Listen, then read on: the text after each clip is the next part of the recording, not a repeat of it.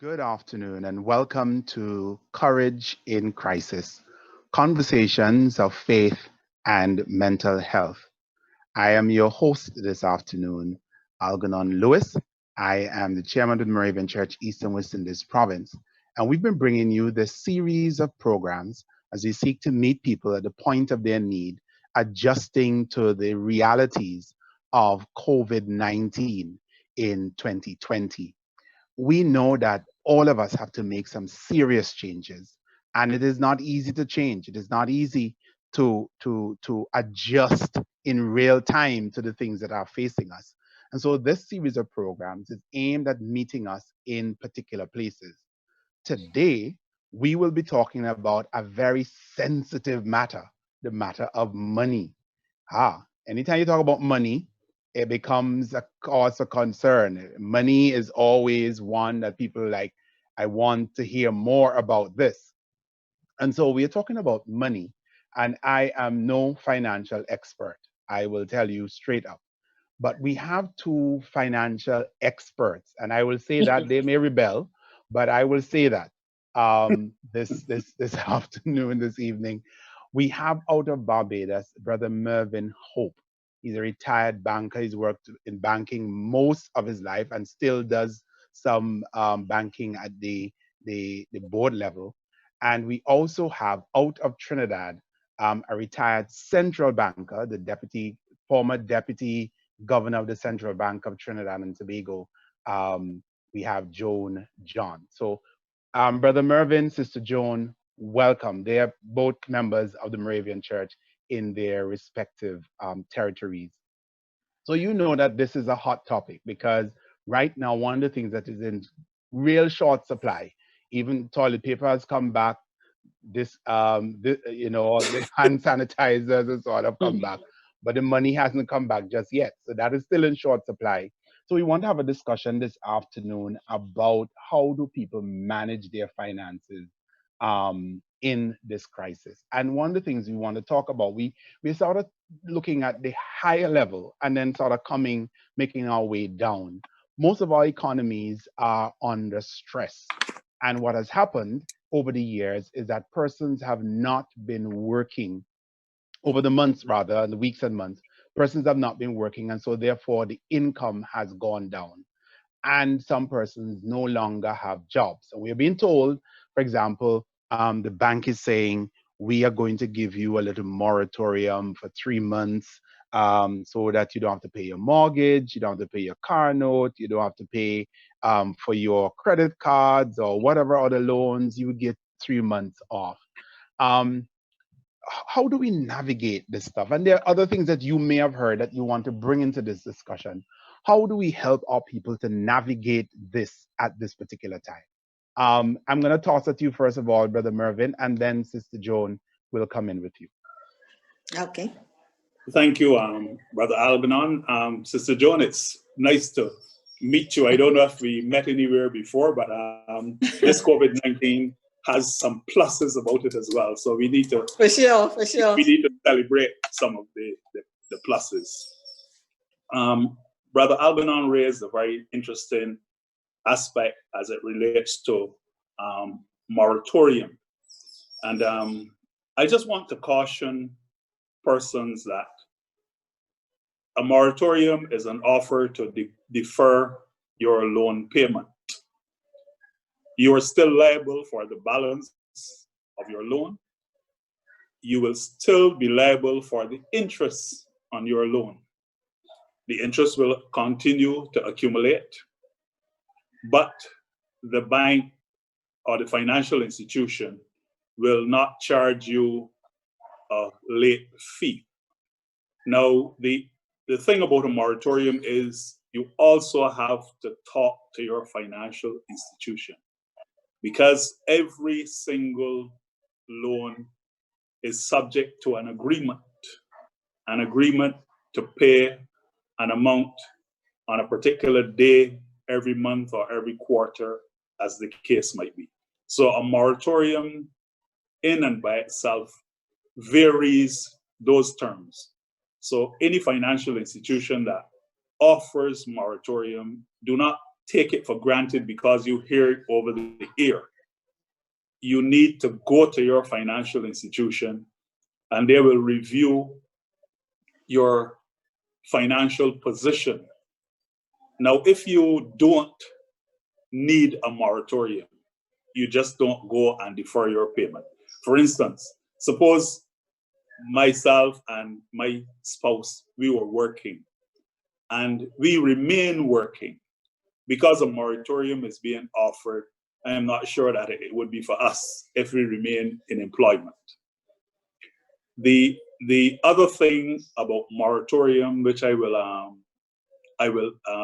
want to stress, is that particularly for persons who have mortgages or house loans or house repair, any loan related to real estate and covered by real estate as the security, if built into your payment is if insurance coverage for your loan is factored into your monthly payment, you need to ask some serious questions, and you also need, wherever possible, to make sure that that part of your payment, if you can afford it, make sure that you pay. Because as soon as COVID-19, in fact, in this season, the 1st of June is hurricane season. And I pray God every day that we do not have any devastating effect from any adverse effect from any hurricane at this point in time. You also need to make sure that if that insurance is built into your monthly payment for your mortgage or your car note or whatever, that you see that that is paid so that your property is covered in the event of a different kind of disaster. Sister Joan, I don't know if you want to add anything to that as we. Yes, let me start off by saying to people,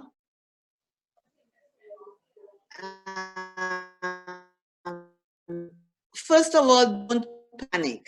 We tend to look at financial institutions as something out there that is scary.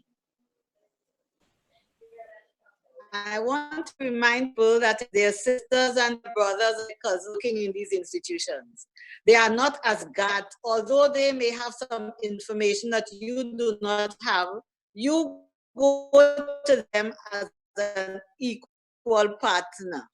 In terms of your perception, remember that you are doing a fair trade with anybody and do not be unduly scared about it. So the first thing is to your approach when you go to a financial institution.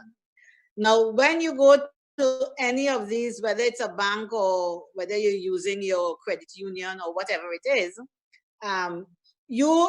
first, the thing you need to do is to try and get as much information as you can, because each institution may have a slightly different arrangement in terms of how they structure their mortgages, and the moratorium they offer.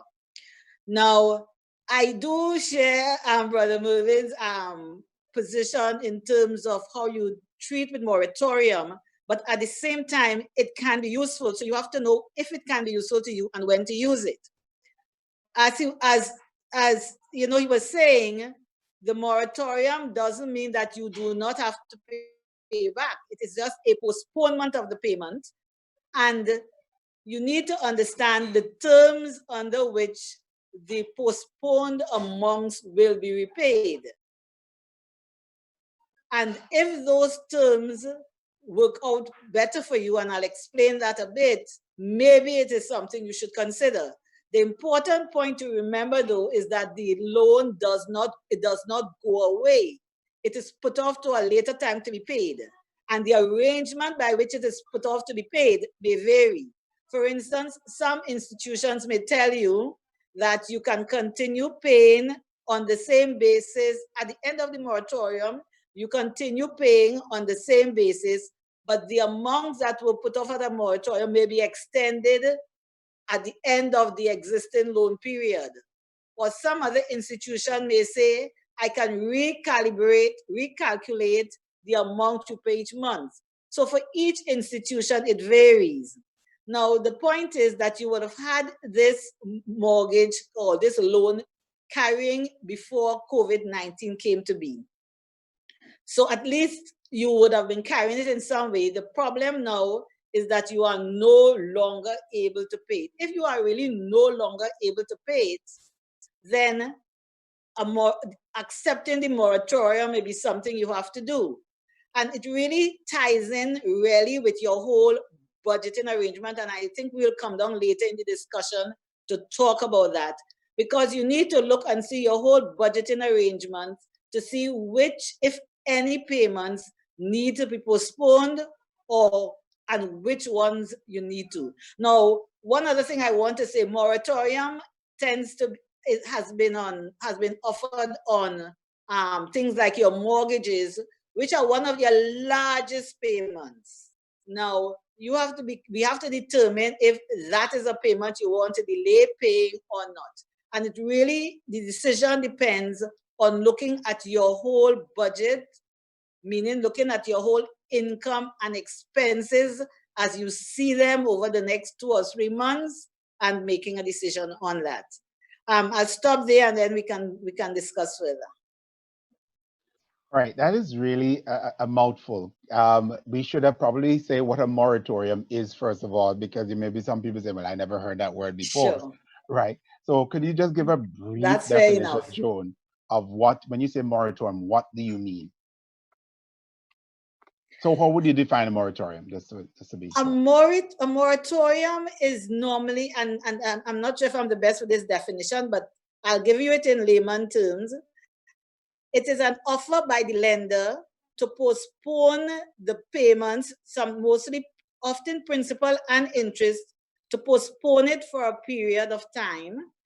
The amount still has to be the debt still has to be settled, but you are given a period of time within which you don't have to make the payments, and they would, in the arrangement, you will be discussing with the lender how the payment will eventually have to be made. So it's just that your payments have been postponed. And remember, the word is postponed, not removed. It's only postponed for a while. Okay, thank you for that. Go ahead, Brother Mervyn. I couldn't have said it better. The payments have been postponed. I'll wait on you, Brother Lewis, first, and then I will just say I'll just give a few more hints in terms of reshuffling your finance. Okay, but let's try and take a situation. Let's suppose somebody has to take it because they're not working, or maybe, okay, the bank says, I think different banks seem to do it differently. We are going to keep charging the interest, or somebody will say, well, we won't charge interest. We will let the interest accrue, and then at the end of the moratorium, we'll simply add it to the principal and spread it over 2 years. What does that really mean? When you say I'm going to put it on and spread it over 2 years, what does that really mean? Yes. Well, the bank's stock in trade is interest. So a bank will not waive the interest fees. I don't think you will come across a bank that will waive the interest. They will not charge you a late fee or a fee because you didn't pay. Because you see, banks are governed too by they have strict accounting rules for banks. And let me say another thing about moratorium. If your loan is in chronic arrears, the bank will not take you on, because that loan will be classified as non-performing. And in the bank's accounting, even though interest is charged on that, the bank cannot put it into their profits, if you want to put it in layman's terms. So it might sound hard that the person who is not getting anything more, but you will hardly likely get a moratorium if your loan is in chronic arrears, unless you have already been in a restructuring, you had a proposal on the table for restructuring, and the loan and the circumstances around the loan would allow for that kind of restructuring. Taking the moratorium, you can't just take, it's not advisable to take it and then the disposable income is disposed of without putting it into any good use. Because like I keep saying, you are liable for the interest. You have to pay. It is still a loan. You need to look at your person, yourself. I have found, for instance, in this COVID-19 atmosphere, that I'm driving less. So my gas bill is less. There's no place of entertainment to go. I'm not a big going out person, that kind of thing. But I'm just throwing these things out there. So persons who would have spent $40 or $50 every weekend to go someplace and just hang out, they're not spending that $50 anymore. Maybe you can't, but you aren't. So these are some things. You're not, the children might be home and you are preparing snacks for them, but you can deal with it from the home point of view. You're not passing by the seller by the side of the road and picking up these things. You're constrained to going to the supermarket, so you only pick up the necessities and you want to get it quickly so your eyes don't catch the other thing that you put one side. So out of all of this adversity, there's some good things. You don't have to wear those fancy suits that you can't throw in the basket. You have to hang them up when you come back home because you're going to send them to the laundry. So you don't have that laundry bill because you don't have those tailored suits. You're wearing your short pants and your t-shirt or whatever the case might be. And even if you're going to the office, you're not seeing a lot of clients now, and you can navigate and negotiate with your boss so that you can wear a lighter shirt rather than the suit and that kind of thing. So there's some savings, there's some good things, that positives, let's put it this way, that you can capitalize on while you are trying to revamp your Before I want to get that thought in there in terms of saying, all right, if I am facing this question with the bank, the moratorium, what does it mean when they say I am going to bank it up or compound it for the 3 months, then add it to the principal and spread it over 2 years? Let me say something here, okay? One of the things to the person who is less initiated in banking is to have the bank do the actual calculations for you, so that now you have an existing arrangement wherein you know the amount you pay each month. When if they give you that scenario that you painted, that they would compound it over for you after the period, after the moratorium, period of the moratorium, ask them to then calculate for you what then would be my monthly payments. So when you see the exact dollars and cents you have to pay, you would then be able to compare what you were doing before to what you were doing after. So let them calculate exactly how much you will be paying under any new arrangement, and tell you also for how long you will have to continue to pay it. So you do not have to work it out for yourself. Let the banker do that for you, because they put it into a machine and get the figure anyway. All right. So right now, you know what are your monthly payments.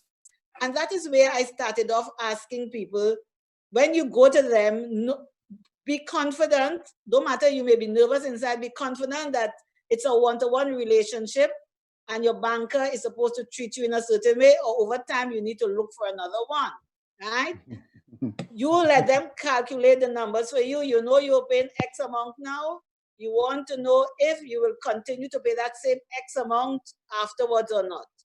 The arrangement that you have talked about, Brother Lewis, is that they would be increasing the amount you pay monthly, but keeping the term of your loan the same. So what they would have done is the amount that you should have been paying in the period of the moratorium. They would somehow spread it across the remaining life of your loan. That is one option only, okay? So the thing to do really when you go to and you are offered a moratorium is to let them actually calculate it in terms of dollars and cents, which will bring the reality home to you. And then you could compare and decide in your circumstances what is best for you. So, yes, so don't sign until you actually see the figures. Yes, make sure you see those Make sure you figures. see the figures so you know exactly what is coming in 3 months or however long. And yes, so you need to know both the amount you pay monthly and if the period of time has been extended or not to repay. All right, that sounds good. Are there any other questions you would suggest that we ask our bankers when this thing comes up in terms of decisions, like credit cards? People have credit cards. You know, it may be under control or it may not be under control. What do you say to persons where that is concerned? I am, and Brother Mervyn, you want to go first? Or let me say something. Yes, you go. Credit cards are useful instruments. They are a means of payment. But every time you use a credit card, be aware that you are taking a loan. Credit means you have been given credit and you are taking a loan. And you have to ask yourself, is it worth it to take a loan for some of these expenditures you are making with the credit card? Now, having said that, there's a way to use your credit card efficiently, especially they put things on credit card to encourage you, so they give you little points and so on. Don't get distracted by those things. The most important thing in using a credit card is that if you can use your card to make a payment and settle that debt before payments on the card is due, it is fine. Because you tend to get a little window within which you can use the credit without paying any extra on it. But once it is you go into a period where you have to pay interest on it, the interest rate tends to be so high that you really have to consider whether it is in your interest to use the credit card for those purposes. But Brother Mervyn, you can add to that. Yes, I always caution persons. Credit cards are an easy way for financial institutions to make money. For you, a person to have a credit card, like I say, it's useful. But credit card money is the most expensive money on earth, outside of a loan shark from down the back streets in the inner city. I don't know how else to put it. As a banker I spent all my life in the bank, from a teenager till I passed 50 years old. And I caution persons, if you have a motor car and you take $50 in gasoline on your credit card, you burn the gas out in a couple of days and you still owe the bank. If a sister says you do not clear the credit card within that window, it accumulates interest. The credit card has a limit. Once you have reached that limit on the credit card, there's no more that you can spend. Banks love credit cards because you don't have to face anybody. If your limit is $1,000 and you spend $999, and you go to buy an item for $50 after that, the computer does the calculation and say you only have $1 available. No. If you phone me as the bank, I may say, oh, I know your grandmother, so I'm going to give you a leeway. And so it takes bankers love it because it takes that personal thing out of it. It just declines you as long as it reaches the limit. Once a bank has approved you once and you keep paying, they don't have any worries about you because you don't have to come back. You get the revolving credit. But if you look at your credit card and you do your principal, time, and rate divided by 100, the old school interest thing, you will see that credit cards, when they tell you 1.75% per month, you multiply that by 12, and that will tell you what the annual rate is. And 18 or 20% or something like that. And that is expensive in this environment now, where you can borrow money at 4, 5, 6, 7, or 8%. So you have to weigh that, and you have to bring a good sense of discipline around credit cards and the use of credit cards. They look very well, they look pretty in your wallet, but but there's a cost to it. Expensive money. And the one other thing I want to add is that the risk of a credit card is also that it lulls you into a false sense of what your budget is, and you really must be reminded that always it is money that you are borrowing, very expensive money that you are borrowing. And really, if you are in dire circumstances, you shouldn't be borrowing money at that very high rate. You really need to begin to adjust your expenditure rather than doing that kind of borrowing. Okay, so can somebody ask the question if should individuals request increase in limits on their card during this time? So that almost sounds like an automatic no. In this difficult time, you're saying, oh, no, because you are borrowing at too high a cost. But what about converting those credit card loans, credit card balances to loans with the 4, 5, 6% that you're talking about? Not if you're going to, having converted them into loans, if you're going to cut up the credit card, that's fine. If you can convert them into loans at a cheaper interest rate and cut the credit card up at the same time, it makes sense. You know, people really need, particularly people who have challenges financially, should avoid the use of the credit card until they can manage it, rather than allowing the credit card to manage their lives. Okay. So we can move on a little bit. That is very sound advice. The one other thing I will say, take your credit card statement, if you have a balance on it, and look at the minimum payment that they have suggested to you. Take the minimum payment and divide the balance by it, and see how many months it will take if you pay the minimum, bearing in mind that they're going to charge you interest. And that is the biggest wake-up call you can ever get. Yes, okay. And this, you see, the fact that they give you a minimum balance to pay is the other dangerous thing, because people see that and pay that, and when they do that, they are carrying the loan at this very high interest. The only way you avoid that is to pay off your whole credit card bill.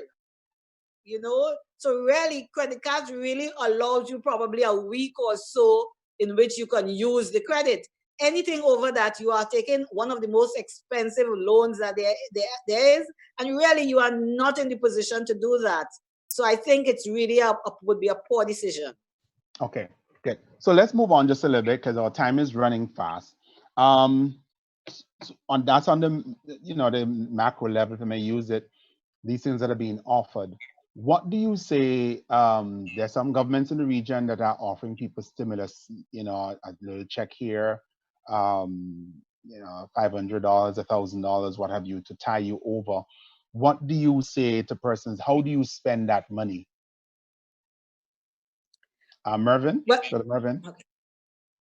Well, this is one that again has to be done on a person-to-person level. I don't know. The United States government gave people who are working the money and those who are not working the money, and so it is tricky. Those who are unemployed or have their income severely cut, like most Caribbean nations, we depend on tourism from the Cayman Islands and in the north to Guyana in the south, and tourism is completely closed down. So, for instance, in Barbados, there were 20,000 odd persons who filed for unemployment, and those were the persons who contribute to the national insurance compulsorily, and that did not include self-employed persons and so on. So if you're not working, you will have to set your priority in terms of how you will spend that money. We have a case in Barbados here, for instance, where we're doing the schools are closed, and we are doing education by internet. Some persons did not have access either by having the computer available for their children to use. So they might well have, if charity didn't give them one and they couldn't afford one, they might have to buy one. Some people's priority might just be, I'm so glad for this because I don't have anything in my house. There are some people who work weekly or monthly, and they live from paycheck to paycheck. And this COVID has been throwing this up as well. So it is difficult to put this in a particular pigeonhole, because it has different implications for different persons. Or two people might have been working and they had their expenses calculated on joint incomes, and now it's been reduced by the one person who has been laid off. So, sorry. So the considerations are and the permutations are different depending on the household. But all I will say is that, again, you have to take a good look at your personal finance and really, really set your priorities. And I hope that in all of this, that some discipline around financing will be developed. Okay, Sister Joan? Two comments. First, if you are given grant funding, grant meaning you don't have to pay it, take as much as you could. You have to repay it, take as much as you can get. Free, because governments are giving out grant funding. I mean, in the case of Trinidad, they even gave the churches to give out money to ensure that it is the really people who are needy who gets it, right? Mm-hmm. If it is grant funding, take it. It means you don't have to repay it. But all of this brings to mind something which we need to talk about in the good as well as the bad times, but more in the better times. And that is, when you live normally, as the older people used to tell us, if you make a penny, save a cent or save a half cent. Eat little and live long. Oh, there was validity in a lot of these old sayings. And it is amazing where you can find savings if you have to. Even where you have children, you teach them, and they themselves take up the habits you teach them. Because you really, in living, need to operate in such a way that if you are out of a job for at least 3 months, you can sustain yourself. So this is one of the things in normal times we need to remember. We need to operate in such a way when we allocate expenses, do it in such a way that you can live without your job for at least a 3 months period. Okay? And back to the point you were saying that we started with in terms of grant funds. I love grant funds. If you can get them, take as much as you can get. I like that. So some governments are offering, some are not. But what we are part of church, and the church in some cases seeking to do things to help people. What would you say to the church are some of the best ways to help people at this particular time? We have Brother Mervyn, you go ahead. We have a lot of human resources in our church. I know that in terms of Brother Adrian at Calvary in Robert Street, even before COVID, they did a feeding program where they prepare meals, hot meals twice per week for at least 100 people. I am sure that the numbers have grown. In Mount Tabor Moravian Church, where I am a member, we have what we call a caring and sharing program. We do a special offering once per month, and the funds we collect, we distribute to not just where in the district where our church is located, whether the persons come there or come to church or not. We give cash and we also give kind. We also have a basket, and we ask our members to bring non-perishable items. And I am passionate about it because I always tell my congregation when I'm doing the notices, every single person in the church can look in their pantry. And I mean mother, daughter, everybody. You can look in your pantry and you can give away 1 bar of soap. You can give away 2 tins of tuna. You can give away 1 pack of rice. And if you have 100 people in your congregation on a Sunday and 50 people bring 1 item, that ministry can work. And I mean, without even, as the young people will say, without even breaking a sweat. And these are the little things that we need to continue to cultivate and advocate for. There are other people who can afford, who work for, like for instance, now in Barbados, our fishermen give 20% of their catch to the government to give out to needy families. And and I keep wondering, well, why couldn't we do this all the time? So if in our little corner, if each of us be an advocate, you either give the cash or you pick up something from your pantry and bring it to a central point, and then the Caring and Sharing Committee gives it out. And the church is part of the community. So I don't even want to know who you give it to. We as the church, we're just giving it to persons, but that works well. And we need to carry this not just in this COVID season, but in a season of caring. I mean, our Bible talks about selling things and having things in common and that kind of thing, and sharing. The foundation is there. We just need to work it. Right. Sister Joan, you were going to say something? Yes, I think food, ensuring that people have food to eat is the priority, so that whatever things we can do to get food to people is a great priority. But I think alongside that, we have to teach people to fish and not just give them the fish.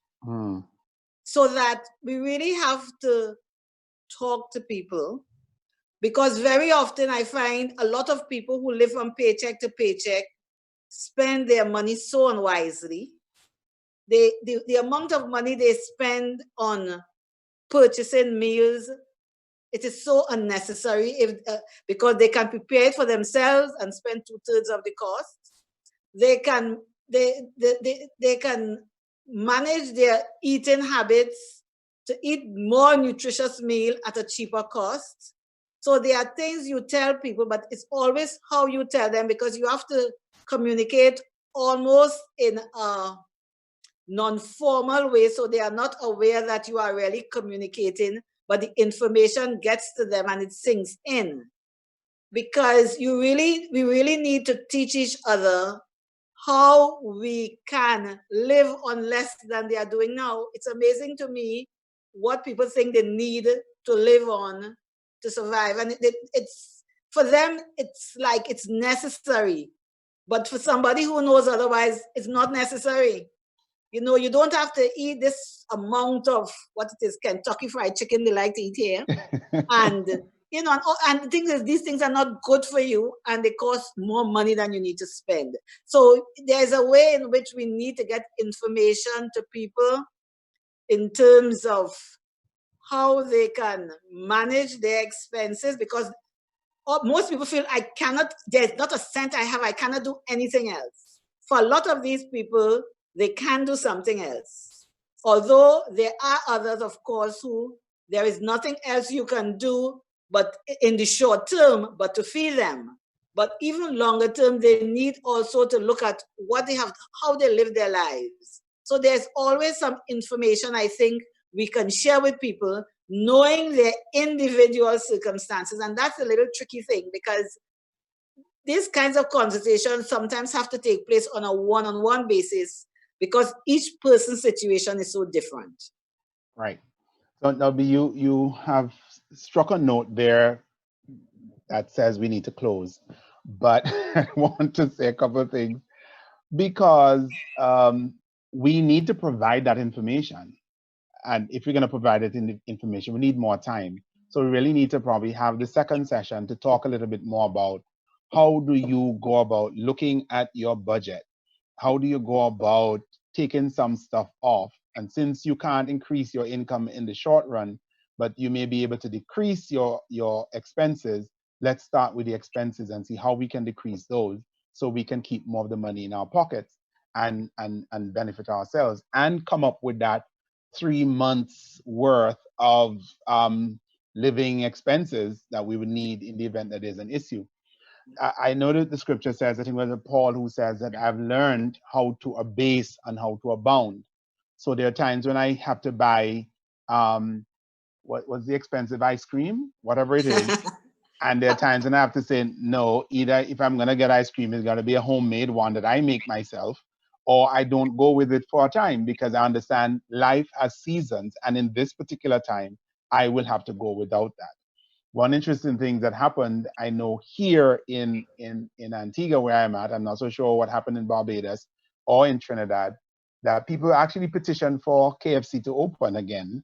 And then because when KFC opened, it was real pandemonium, long traffic lines and so forth. Rather than saying, let's buy the chicken and bake it ourselves and keep the monies in our pockets, because we need to have this money now. We don't know how long this road is going to be. But maybe it's comfort food that is needful at the time. We said a lot of things today. And one of the things I really want to take away from this experience is to say to people, like when you go to your bank, ask them to put it in writing in a way that you can understand. Before you spend your money, Correct. think twice about it. When you use a credit card, it's expensive money. That's a very interesting term. Expensive money. And do you really want to borrow to put gas in your vehicle? Do you really want to borrow to buy these groceries and to buy this expensive stuff that you want to buy? Maybe if you were looking to feast nicely. Do you want to borrow for that in this time when you're not so sure what it's going to be like? Because even after we go back out, some companies may be thinking we need to cut salaries by 10% or 15% or 20%. So we really don't know what the recovery is going to be like. So we need to be especially cautious in our responses at this time. So I really thank you for your sharing. You mentioned something about insurance. And I don't even want to pick that up now, but the thought I was having is if you skip your insurance at this particular time because you can't afford to pay it, will they still cover you saying 3 months down the road it will come back? Because when the hurricane comes, if hurricane comes and you get damage, what are they going to say? We still covering you?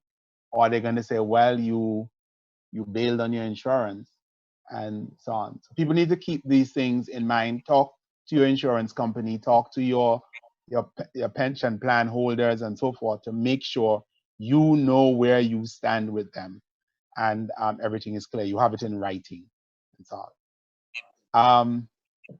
We have a question about utilities bills, but we're going to take that the next time around because we are already out of time. Sister Joan, Brother Mervyn, thank you for your time. We're going to meet again on Thursday at 5. to continue this discussion. We're going to pick it up. What do we do with utility bills in terms of deferring payments? How do we handle those? And then we're going to go into how are we now, with whatever reality it is, how do we crawl back into an equilibrium so that now we have some money put aside? We said eat little. What was the expression, Sister Joan? Eat little and something they said, the old people said. I'm not so sure I don't remember what it was. Eat little and live long. Eat little and live long. How do we eat little and live long? How do we pinch a little bit here and there so as to make sure that at the end of the day that we have something? One of the things I realized, I'm from a large family of 12, and my mother, who did not really work but always depended on my father, she always had money. It's amazing, always. And it was for the emergency period. She knew how to put something aside for those days. You have to learn those skills again. Yes. Right. So again, thank you, Sister Joan John, retired central banker from the Central Bank of Deputy Governor of the Central Bank of Trinidad and Tobago, and also retired banker, Brother Mervyn Hope out of Barbados. See you again. I am Algernon Lewis, your host for this afternoon. I'll see you on Thursday at 5 for another conversation in crisis. Our pleasure. Until. Bye-bye. Bye-bye. Bye.